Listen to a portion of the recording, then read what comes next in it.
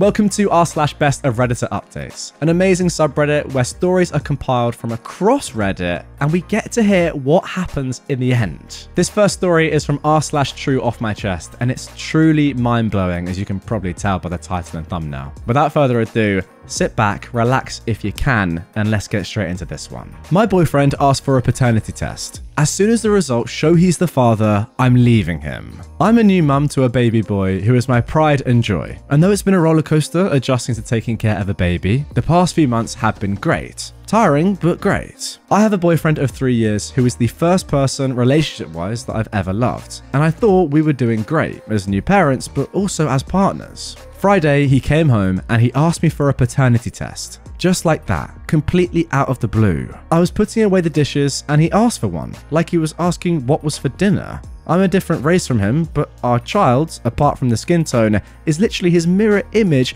from pictures I'd seen of him when he was a baby. I was stunned when he asked, and his reasons were that he had to be sure he was the father, he had to have that certainty. All I remember as he was speaking is just immediately feeling pain. The man I love doesn't trust me. He would actually believe that I would screw someone else, cheat on him, and then try to pass off another man's baby as his. I've never ever given him reason to think I would cheat on him. I've tried to be transparent and communicated, but it wasn't enough. He told me he would give me time to think about this, that he wouldn't go behind my back and do this test, but for our relationship to move forward, he needs to be 100% sure. He repeated this because he, in his words, needs you to realize how serious I am. After thinking for a couple of days, I'm going to allow him this paternity test because I have nothing to hide. I never cheated and would have never cheated on him. Once it's proven that he's the father, I'm ending it. I'm leaving the same day, and I'm going to try my best to be a cooperative co-parent with him. In the meantime, I'm coming up with my exit plan. A place to live, and a lawyer to work out a custody arrangement and courts. I can't even tell my family or my friends right now because they would go nuclear, and my first priority is our child.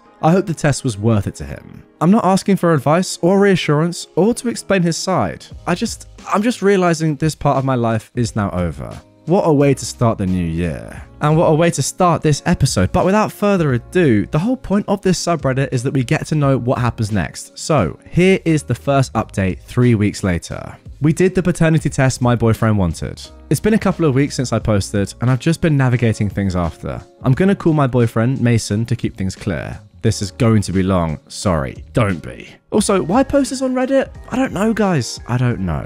But to clarify a few things. One, we're different races, but to my knowledge, his family plus extended is more than okay with it. His mother actually set us up. I went to a dinner party and he and I were the only single people who had been invited and we hit it off. She admitted to trying to set us up for months. 2, we have had no issues with cheating or any situations where things could be sketchy during the years we've been together. We also haven't broken up or taken any breaks. 3, our son is his mirror image. My boyfriend confided to his cousin about the paternity test a couple of days after he asked me, and the cousin told his wife, and it spread like wildfire, especially in their family group chats. His mum put an end to the speculation though by doing a half and half pic of him and our son, but also adding some additional individual pics of both of them. She posted the pictures in the family group chat and said, "Look at the old pics I found of Mason." After people commented, she said, "Actually, the one on the right is my grandchild, or this one isn't Mason." Literally, the family members just thought that it was the same person in all of the pictures and that some of the photos were taken in darker lighting. That is how much our son looks like him, which I find funny but also a little annoying. Like, I carried you for 9 months, all for you to be a copy of your dad.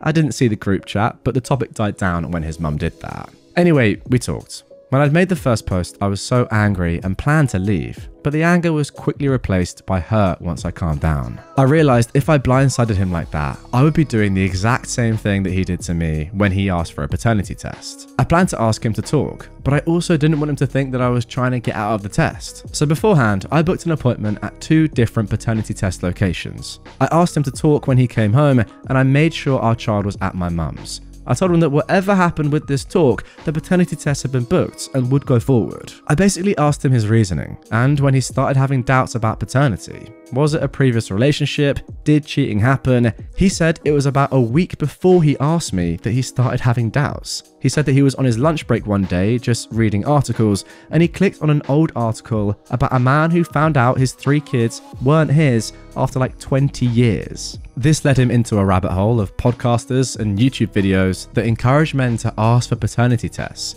While he thought those podcasters were idiots, he said that paternity was an exception. He said his reasoning was that some women have done this before and he wanted to be sure. He said, "You know it's yours because the baby comes out of you, but how do I know? This test gives me that assurance." I was hurt by that, but I decided to explain how I felt. I said that for him, it was a rational request, while for me, it was basically him saying that he didn't trust me. It was him saying that he believed I would cheat on him, get pregnant, have him emotionally, financially, and physically support me during the pregnancy and birth, and basically lie to him while he raised another man's child. I told him that I understand that women had done this before, but the fact that he thought I would do this to him is what bothered me. I told him the truth, that when I was angry, I'd planned to leave, and I even went looking into a lawyer, a co-parenting plan, and a new place to live.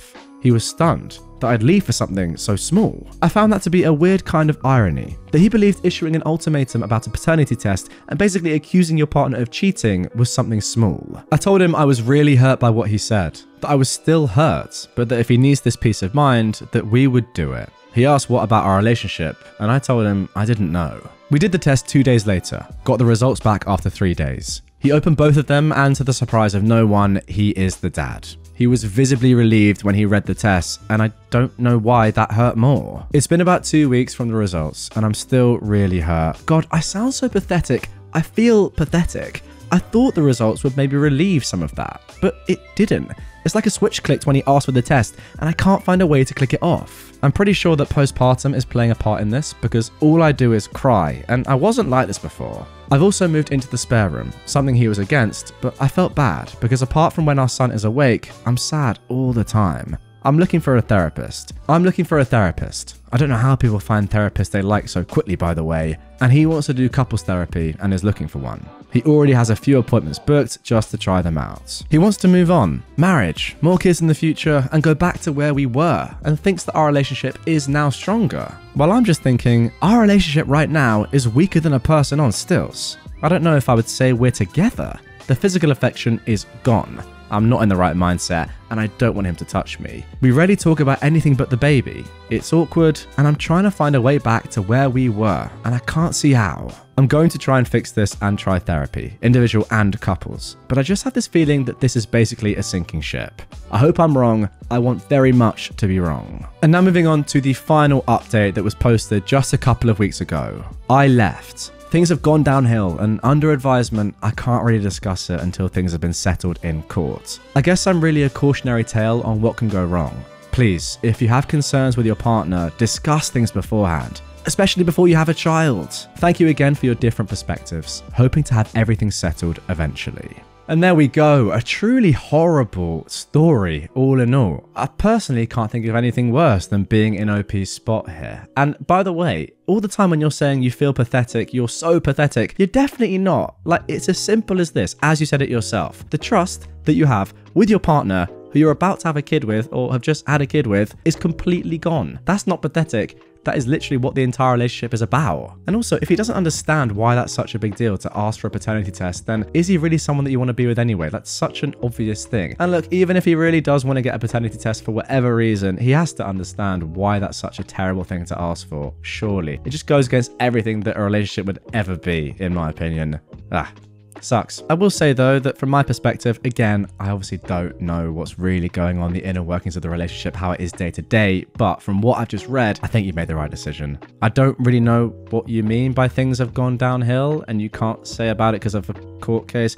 Fair enough. I hope you're safe and it wasn't, too out of hand. But yeah, to me, it does seem like it's a good thing that you left. And that is just compounded, to be fair, by the final update. Okay, moving on to our next post. Now, this one was also posted on r/true off my chest. My sister is infertile and I'm glad. I am a 28-year-old woman and I have an older sister, Angela, who is 30, whom I've never liked. She always had to compete with me, but never in a normal sibling rivalry way. Our entire life, she always seemed resentful of my existence, as the spotlight couldn't perpetually shine on her, so she had to step on everything I enjoyed. Per se, if I learned piano, she had to learn piano. If I excelled at a subject, she suddenly became a scholar in it. If I told my mum I had a crush, Angela would be dating that boy in a week. I'd always tell my parents when she did this, but I was disregarded because sisters copy each other, and I can't gatekeep what she likes. She always monitored what activities I did and the clothes I wore, so she could outdo me. If I wore a flannel, Angela would come to school wearing an all-flannel dress. It was 2010 and that was peak fashion in our school. There was also more praise that followed Angela. Even if I took the initiative to begin the activity first, she was praised because she was better. My parents would miss work to attend her dance recitals, going to every single one because the world would stop if they missed it. However, I remember maybe 2 of mine they attended because they were stuck at work or were otherwise preoccupied. Angela reveled in this. She'd make comments under her breath around our parents. Whenever our parents weren't around, she'd tell me how much she hated me and how I should stop trying because I'd always come second to her. She also physically bullied me in school. Angela purposely tripped me, threw things at me, and hit me in the hallways on a nearly daily basis. The school had gotten involved multiple times, threatening Angela with suspension, and my parents fought it every time. My parents repeatedly told administration that this was a family matter and we were just bickering like normal sisters. She was never once, though, reprimanded by either parent. Once, Angela was caught impaling a cat on the school fence, and my parents still defended her, saying this was normal teenage behaviour. Oh my god. I often was the one in trouble, as Angela would start crying, saying how she was being targeted by the school when I had antagonised her. After one of these occasions, Angela cut and bruised herself to prove to Dad that I was the aggressor. Wow, that is so manipulative. I became a pariah due to Angela's malicious rumours about me, so it was difficult for me to make friends. I resorted to only befriending people from other districts. Angela eventually made sure I had nobody by stalking them, befriending them, telling all my friends lies about how I was favoured by our parents, and I constantly bullied and belittled her. She even stole boyfriends of mine doing this, convincing them I was horribly mean and an awful person that copied her every move. Once, she catfished me on MySpace for 4 months and baited me into sending her nudes, which she proceeded to send to my parents and everyone in school, including teachers. What? This woman is mental. Later on, she told one of the boys I liked that those were actually her pictures and that I had catfished her. I can't actually quite believe what I'm reading. This is one of the most disgusting people I think I've ever come across, ever. Let's carry on. The day of my high school graduation, my mum sat me down and told me Angela revealed the horrid abuse she'd suffered at my hands and that I was no longer welcome in their home. After moving out the next day, my parents made very few attempts to communicate with me, only the occasional holiday and birthday text. All financial aid was also abruptly ended as soon as I stepped foot on campus. I met my now husband shortly after this, and we were married within a year. They did not feel inclined to attend my wedding or even congratulate me. I informed my parents when I had my first child 8 years ago as an opening, but they have made no attempt to contact or meet any of my now 3 children. Best I know of Angela now from what I've heard is that she got married to one of the boyfriends she stole from me in high school, and she's been posting about her infertility issues and how she can't offer my parents their first grandbaby. After years of silence, I received a text at 8 this morning from my mother that I will copy and paste below. Hey OP, it's me, your mama. We haven't talked in a while and I surely miss you terribly. I wanted to let you know that your sister just had a miscarriage earlier this week. Angie and Justin are struggling a lot right now. Send something a little sweet her way. I'm sure she'd appreciate it. Get back to me. I love you. I hate to say it, but I'm glad she's suffering. I'm glad she doesn't get to be a mother. If she tormented me for years, what would she do to a child, especially a girl? I don't wish death on any baby, but I know in my heart that child would be damaged by her.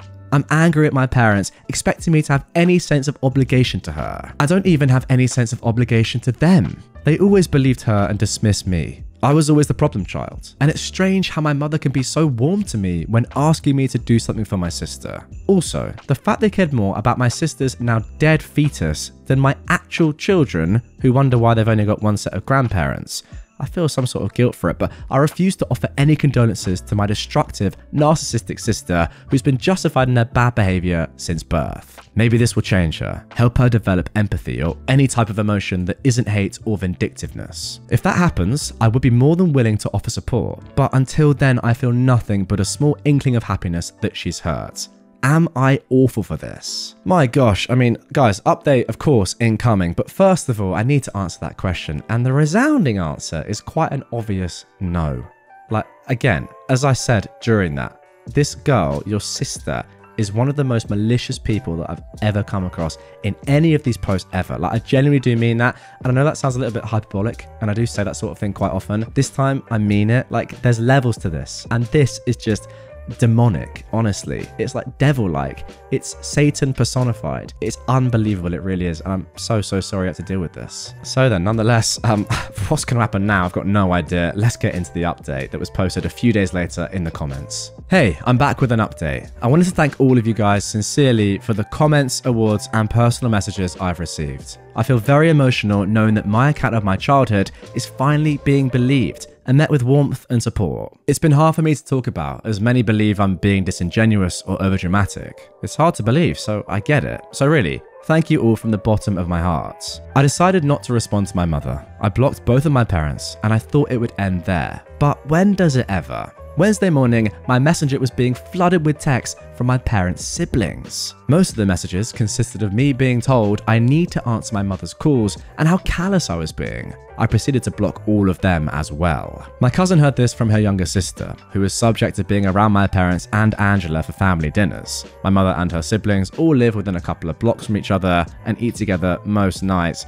I'm very sorry to hear that. Alright, so here is a transcript of some of the things that OP's cousin's younger sister heard the family saying about OP, and Aunt Kathy is OP's mum in this. Angela kept calling OP an abusive ingrate because she wouldn't talk to Aunt Kathy. Aunt Kathy said they needed to start inviting OP to family stuff, so she comes around to being a surrogate. You know, guys, I was wondering when that word was going to be mentioned. It got weird real quick because Angela said she wants to use my husband's sperm so her kid is tall and has blue eyes. Then Kathy, OP's mum, was saying how they just need to be around her for like a year, then they can cut her off again, or whatever. Angela kept saying that OP is the only way she can have kids because she doesn't want to raise someone's trash baby. Now, reading those messages made me want to hurl. Do they think that my uterus is some fish hatchery that can be bought with some kind words and casserole? It's nice to know Angela is too much of a narcissistic butt to adopt though. I am officially done with every single one of them. If they try to come around me, I will get a restraining order before they can even darken my doorstep. Between the weak conspiracy they've come up with to try and use me like a baby bargain bin and the nasty words they continue to speak about me, I will no longer claim to have a family outside of the one I've created. I'm sorry if this is difficult to read, but reading that again just got me so worked up. But you guys got the update you asked for, so that's the silver lining, I guess. Anyway, thank you guys again. And there we have it. Again, much like the first story there, guys. What is this? Those are two of like the deepest, darkest stories I've ever read. An entire family just against both people, both posters. It just sucks to see. It's this weird, like they're the nice people. It doesn't even matter that they're the ones reading it or writing it and that it's coming from their perspective. Obviously, you would say that's a little bit biased, but it doesn't even matter because it's so clear from the way they're talking, the events they describe, that those things have happened to them and that they are the nice people and they're just being picked on by their horrible family members. It's crazy that this exists, but yeah, back-to-back stories of just super tough situations, but good outcomes. With that one, 100%, keep doing what you're doing, block those.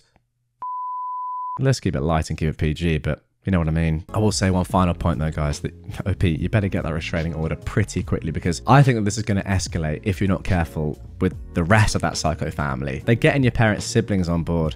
Who's next? You know, the parents' dogs, some other family members, like Psycho Granny, who knows? Maybe even a newborn. Not going to come from your sister, that's for sure. Now, is that nice? I don't think that's a very nice thing to say, but based on what I've just read, that's a joke that I think I can just about get away with. Love a bit of dark humor, and there it is. Anyway, guys, that's going to do it for this one. I'm going to leave that joke in, just because, you know, why not? I really hope you did enjoy this episode. A couple of just mental posts there. Oh, my heart goes out to the posters, I will say that. But yeah, if you did enjoy and you want more content like this straight away from one of my quickly becoming favorite subreddits on the entirety of Reddit, check out the video on screen, also linked down below if you want to watch more, and subscribe to the channel, follow me, drop a like on the episodes. I just get cramped in my foot, but we're going to carry on. Oh, what an outro. Ah. There we go, it's gone. What a time to get cramp, hey? Keep it sexy. Okay, everybody. Should I click stop? Oh, I just might. And I have.